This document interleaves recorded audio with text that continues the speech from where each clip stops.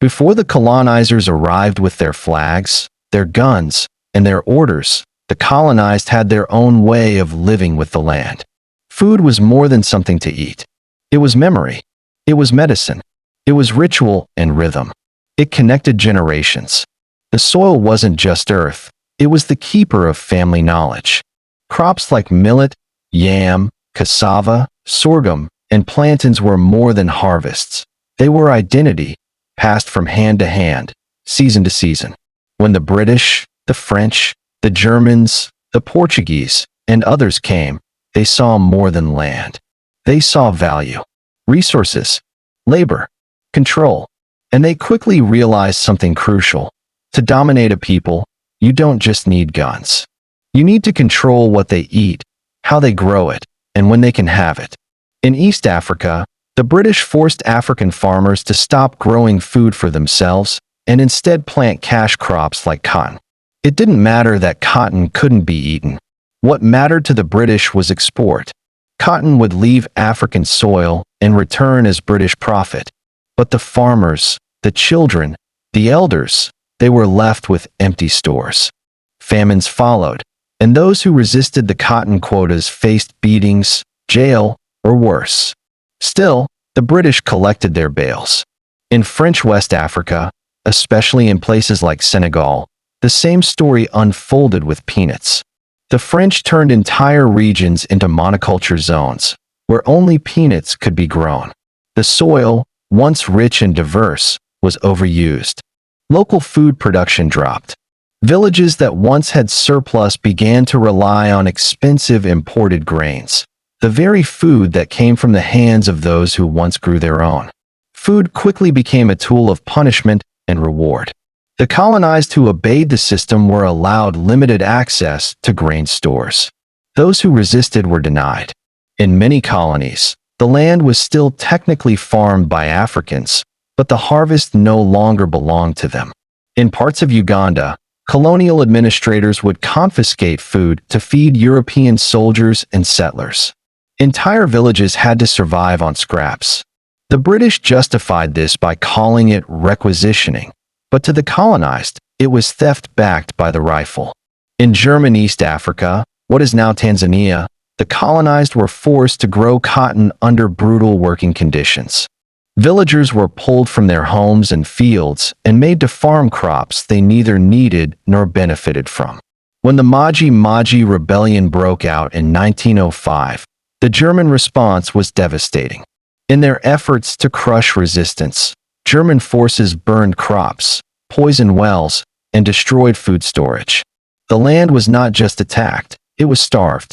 Over 250,000 Africans died, not because they were shot, but because they had nothing left to eat. Hunger became a silent weapon. No battlefield, no bombs, just slow death by empty stomachs. In Kenya, decades later, during the Mau Mau uprising against the British, a similar tactic returned. British forces built detention camps. They called them villages, but in truth, they were prisons.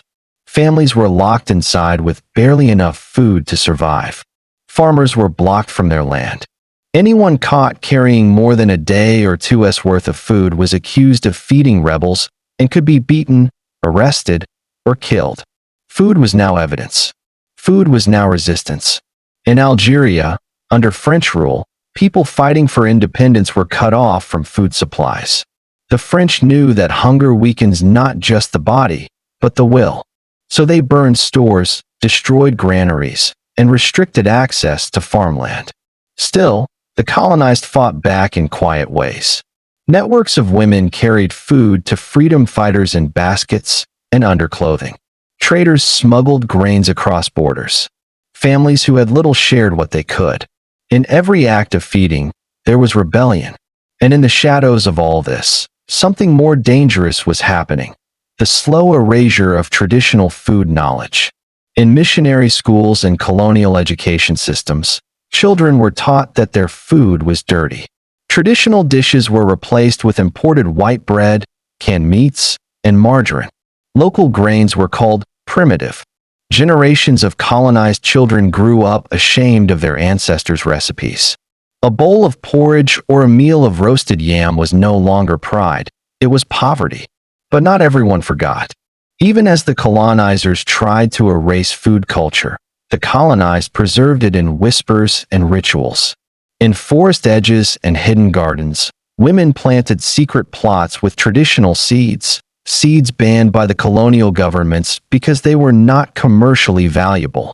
Grandmothers taught their grandchildren how to ferment, dry, and grind. Fathers showed sons where to fish and how to store grain away from colonial eyes. Food survived underground, just like the resistance. In Ghana, during the colonial era, forest farming became a form of survival. The colonized would plant in places that couldn't be easily monitored. These farms were never registered. No British official could tax them or confiscate their crops. Food became both shield and sword. Eating what your grandmother ate became a way to say, "I remember who I am." In South Africa, the apartheid government controlled which areas could receive government-supplied food. Black South Africans living in townships often faced shortages while white communities had excess. In response, women's organizations launched boycotts, refusing to buy food from state-backed stores. These weren't just protests, they were movements. The simple act of refusing bread became a strike against injustice. The act of planting a tomato became a vote for freedom. Across the continent, hunger was used as a system, one carefully designed to exhaust, to weaken, to pacify. The colonizers believed that if you control the plate, you control the people. But in the end, they misunderstood one thing. The colonized had been feeding themselves for centuries. The knowledge was not in the textbooks. It was in the hands, in the memory of elders, in the songs sung during planting season, in the taste of smoke and palm oil, in the bitter root that healed wounds. Even when the colonizers took the land, the memory of how to feed the people never truly died. Today, that memory is returning. Across Africa, young people are going back to traditional farming. Indigenous grains like fonio, teff, and sorghum are being revived. Dishes once cooked in secret are now served at festivals and in fine restaurants. The food that was once labeled as backward is being reclaimed as heritage. The same food that was used to weaken the colonized is now being used to restore their strength. But the story does not end here. Because behind every seed, every meal, every forgotten recipe, there is another chapter. One that begins with a question: what happened to the seeds they tried to destroy? They called them wild, unreliable, or unproductive. The colonizers gave many names to the seeds that the colonized had preserved for generations. Seeds that were shaped by the soil, the seasons, the hands of ancestors. These were not just seeds. They were maps of survival. They were history, medicine, memory. But to the colonial powers, they were a problem. The colonizers arrived with their own crops, their own methods, their own idea of what farming should look like. They introduced foreign seeds, wheat that couldn't survive the rains, maize that demanded fertilizers, rice that needed paddies the colonized didn't have. These seeds were part of the colonial plan, not to feed the colonized, but to reshape the land for colonial trade.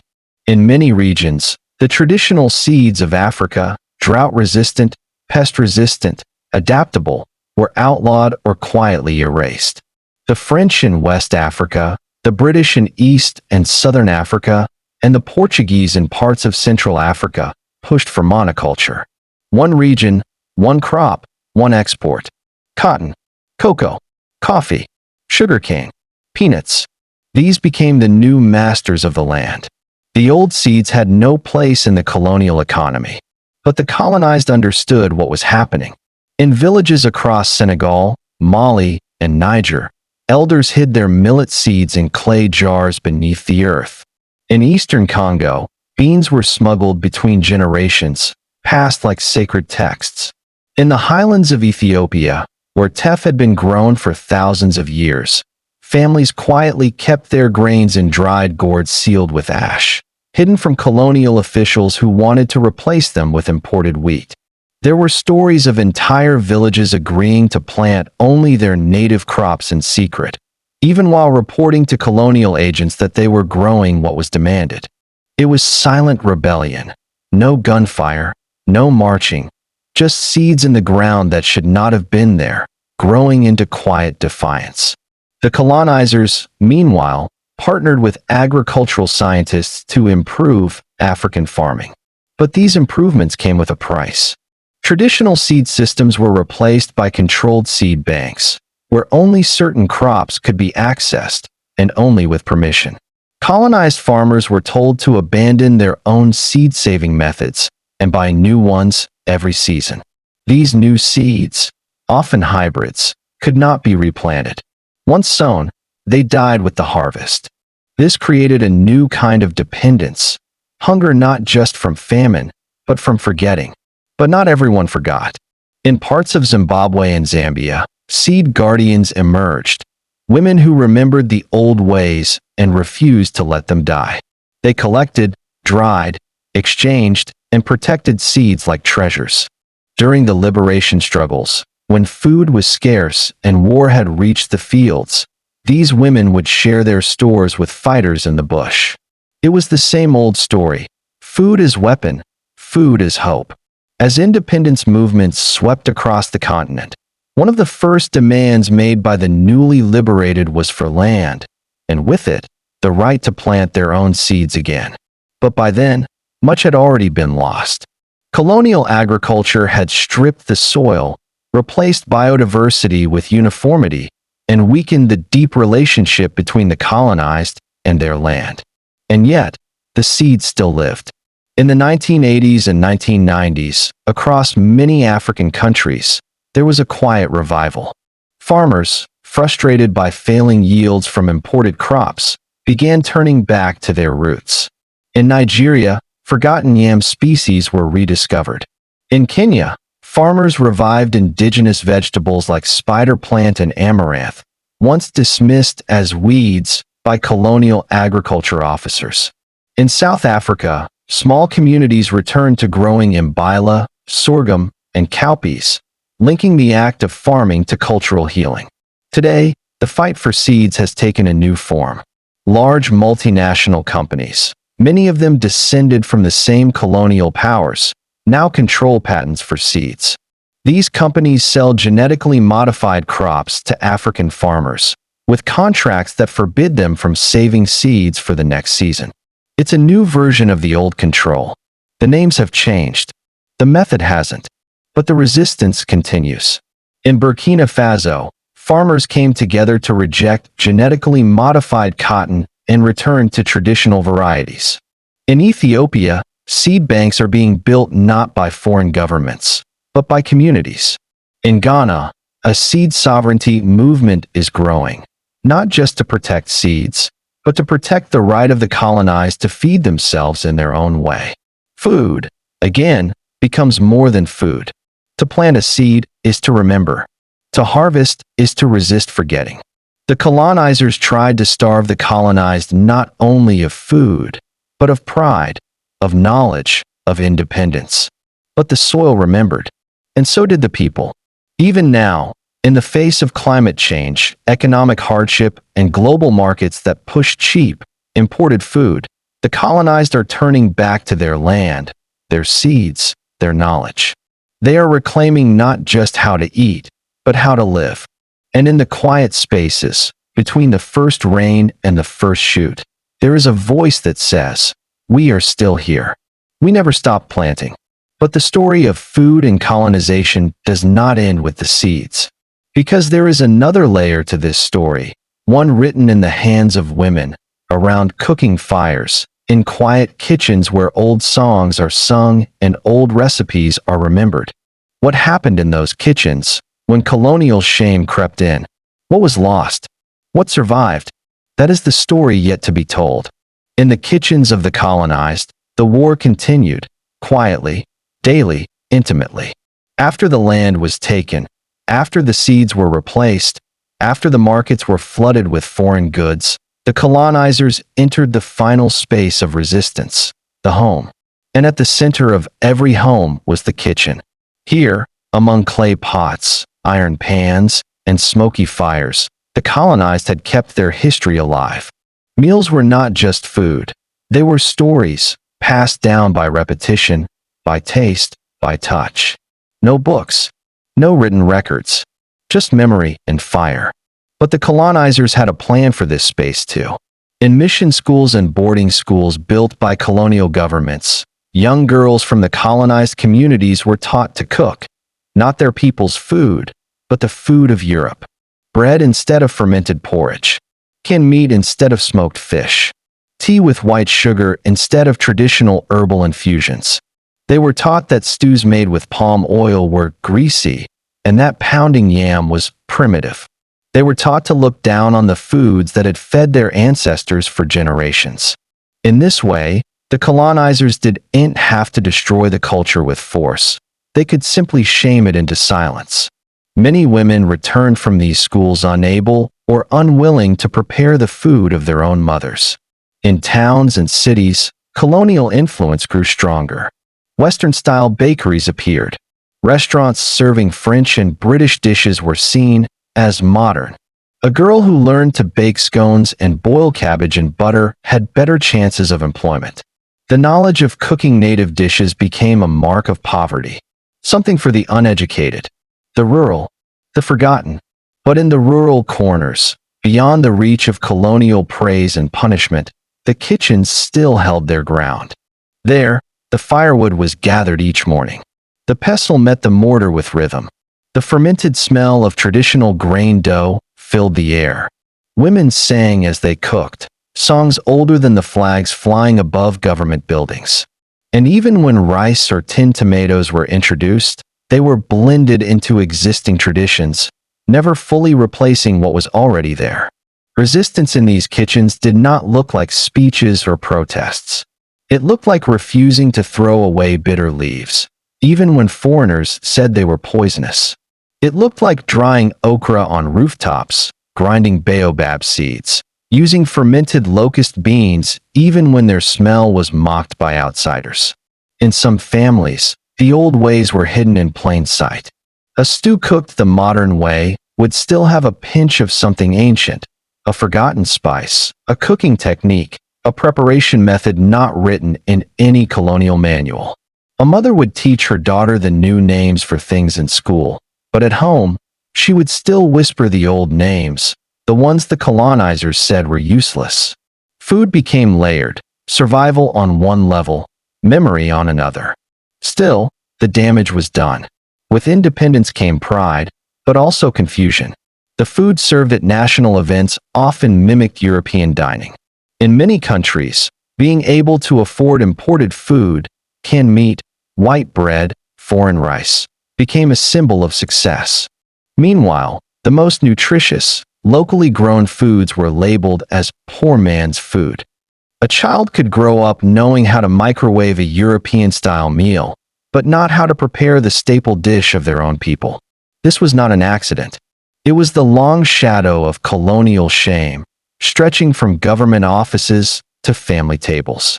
Yet even in the cities, where skyscrapers replaced trees and air smelled more of petrol than earth, the old food refused to vanish. In markets, older women still sold bitter leaves, dried fish, fermented pastes, herbs for digestion, herbs for birth, herbs for grief. They sat in sun and smoke, offering not just ingredients, but knowledge, if someone cared to ask. And slowly, the children of the colonized began to ask. In recent years, a quiet return has begun. Across the continent, chefs, storytellers, food historians, and farmers are rediscovering the power hidden in those old recipes. Not just as meals, but as medicine, resistance, identity. Cookbooks once filled with European dishes are now being rewritten to include traditional knowledge. Cooking shows feature ancient grains. University classes teach indigenous culinary arts. People are realizing what colonialism tried to make them forget, that their food is not inferior, it is sacred. In Senegal, chefs are reviving thiboudiyen, not just as a dish, but as a national symbol. In Ethiopia, injera made with teff is being served in five-star hotels. the same teff once dismissed by colonial scientists as unmarketable.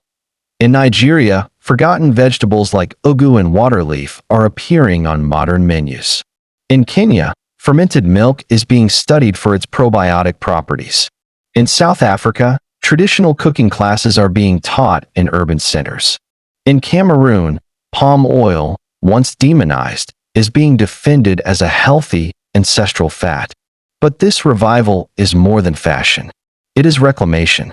The colonized are not simply cooking old meals. They are reclaiming the language, the rituals, the social systems that those meals once supported.